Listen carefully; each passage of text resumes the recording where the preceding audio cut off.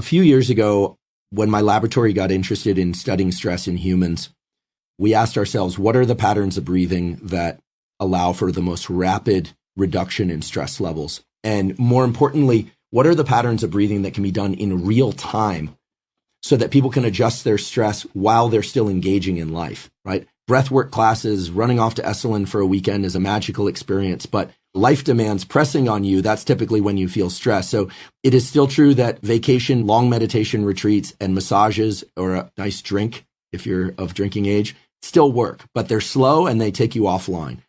The physiological sigh is a pattern of breathing that was actually discovered by physiologists in the 30s, and that was essentially rediscovered by Professor Jack Feldman at UCLA, a world expert in the neurobiology of respiration, and by my colleague Mark Krasno at Stanford, who studies lung function. The physiological sigh is a pattern of breathing that we all engage in deep sleep when levels of carbon dioxide in our bloodstream get too high. We, or our dogs, you can see your dog do this, will do a double inhale followed by an extended exhale. Children or adults, for that matter, that are sobbing and lose their breath, so to speak, will also do a double inhale, exhale. That's the spontaneous execution of what we call the physiological sigh. The reason it works so well to relax us is because it offloads a lot of carbon dioxide all at once. And the way it works is the following. Our lungs are not just two big bags of air. We have all these little millions of sacs of air that if we were to lay them out flat, they would be as big as about a tennis court or so.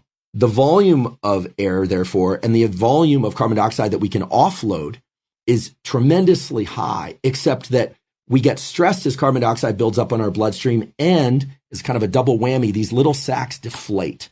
Now, when we do a double inhale, so I'll do this now twice through my nose, or you could do this, or you could do it through your mouth, but it works best through the nose. It's inhale, and then you sneak a little bit more air in at the very end. When you do that, you reinflate those little sacs.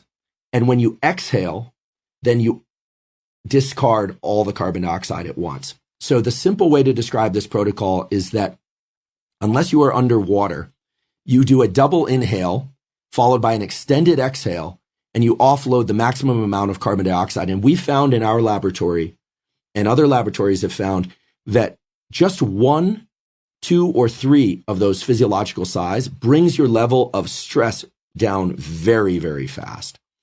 And it's a tool that, you can use anytime.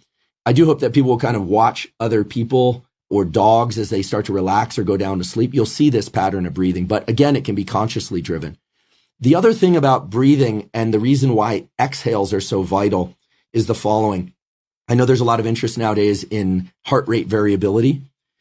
Well, most people don't realize this, but your breathing is actually driving heart rate variability. So when you inhale, this dome-shaped muscle beneath your lungs, your diaphragm, actually moves down because the lungs expand, it moves down. When you do that, you create more space in the thoracic cavity, and the heart gets a little bigger. It actually expands.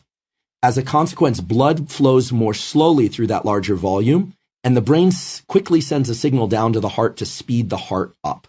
The short, simple version of this is inhales speed the heart up. When you exhale, the opposite is true. That dome-shaped muscle, the diaphragm, moves up. The space in your thoracic cavity gets a little bit smaller. The heart gets a little bit smaller. Blood moves more quickly through that small volume, and the brain sends a signal to the heart to slow the heart down. Physicians know this as respiratory sinus arrhythmia, but this is the basis of what we call HRV, heart rate variability. And the simple way to remember this is anytime you emphasize exhales, in other words, making them longer than your inhales, you are slowing the heart rate down, you're calming your system. Anytime you emphasize inhales, you make them more vigorous or longer than your exhales, you're speeding up your heart.